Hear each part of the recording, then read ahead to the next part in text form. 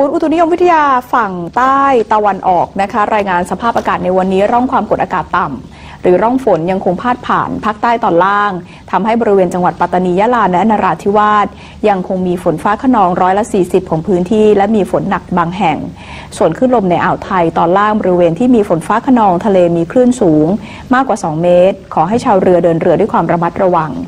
จากสภาพอากาศดังกล่าวทำให้ชาวประมงพื้นบ้านบ่ออิฐต้องหยุดทำการประมงอย่างต่อเนื่องเพราะคลื่นลมยังมีความรุนแรงแม้ว่าบริเวณชายหาดบ้านบ่ออิฐจะมีเขื่อนป้องกันการกัดเซาะชายฝั่งจำนวน14เขื่อนระยะทาง5 กิโลเมตรตั้งแต่บ้านบ่ออิฐตำบลเกาะแต้วอำเภอเมืองจังหวัดสงขลาไปจนถึงบ้านปึกหมู่ที่10ตำบลนาทับอำเภอจะนะจังหวัดสงขลาคลื่นที่เข้ามาระหว่างช่องว่างความห่างของเขื่อนทำให้ต้องนำเรือขึ้นไปจอดบนชายหาดไปอีกหลายวันเนื่องจากอยู่ในช่วงของฤดูมรสุมตะวันออกเฉียงเหนือของภาคใต้ซึ่งจะทำให้ขาดรายได้และหาอาชีพเสริมทำเพื่อนำรายได้มาเลี้ยงครอบครัวเนื่องจากไม่สามารถออกเรือจับปลาได้ปีนี้คลื่นลมรุนแรงมาเร็วกว่าทุกปีก็เตรียมการไว้ให้พร้อมนะครับ